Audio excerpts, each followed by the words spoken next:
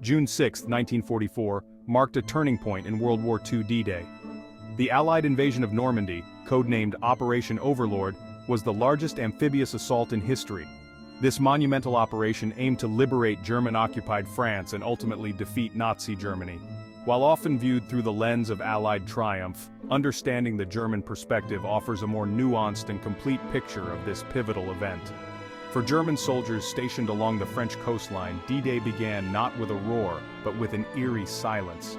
The weeks leading up to the invasion were marked by tension and anticipation.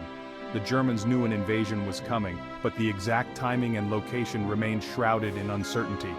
This uncertainty, coupled with the sheer scale of the Allied deception plans, contributed to a sense of anxiety and unease among the German ranks. Confident in their defenses, the Germans had spent years fortifying the French coastline. This network of fortifications, known as the Atlantic Wall, consisted of bunkers, trenches, artillery batteries, and obstacles designed to repel any seaborne invasion. Field Marshal Erwin Rommel, recently appointed to oversee defenses, further strengthened the Atlantic Wall with beach obstacles and increased troop deployments. Despite these preparations, the Atlantic Wall suffered from several weaknesses. Many fortifications were incomplete or poorly positioned due to Allied deception tactics. Manpower shortages also plagued the German defenses. Many units were under strength, and a significant portion of the troops consisted of conscripts or older reservists with limited combat experience. The initial German response to the Allied landings was a mixture of confusion and disbelief.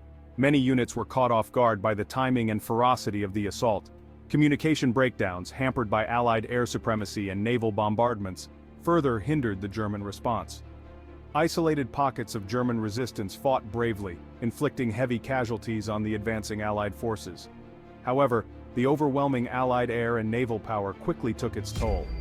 German coastal batteries, many silenced by pre-invasion bombardments, struggled to hold back the Allied warships. The much-vaunted Luftwaffe, hampered by a lack of fuel and experienced pilots, was largely absent from the skies. This lack of air cover left German defenders exposed to relentless Allied air attacks. As the day wore on, German forces faced mounting tactical challenges. Allied paratroopers landing behind enemy lines disrupted communication lines and sowed chaos among the German defenders. The bockage landscape of Normandy with its hedgerows and sunken lanes proved to be ideal defensive terrain, slowing down the Allied advance. However, it also made it difficult for the Germans to maneuver reinforcements and coordinate counterattacks. The Allies' superior logistics and overwhelming material advantage gradually tipped the scales in their favor. German forces, lacking sufficient reserves and facing dwindling supplies, found themselves increasingly outmatched and outmaneuvered. The successful Allied invasion of Normandy had a profound impact on German morale and overall war strategy. What was initially dismissed by some as a diversionary tactic soon became an undeniable threat to the German hold on Western Europe. The invasion forced the German High Command to divert troops and resources away from the Eastern Front, where the Red Army was already pushing westward. The psychological impact of D-Day on German soldiers was significant. Witnessing the sheer scale of the Allied invasion and the relentless advance of Allied forces took a toll on their morale.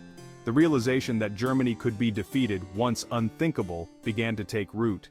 Years later, German veterans of D-Day would recall the battle with a mixture of awe, horror, and resignation.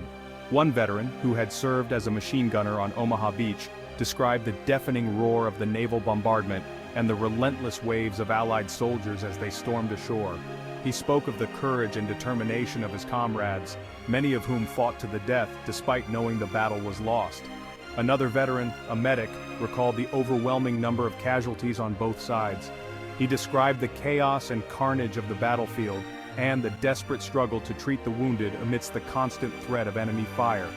Their stories, often untold or overshadowed by the Allied narrative, offer a valuable glimpse into the human cost of war and the enduring legacy of D-Day.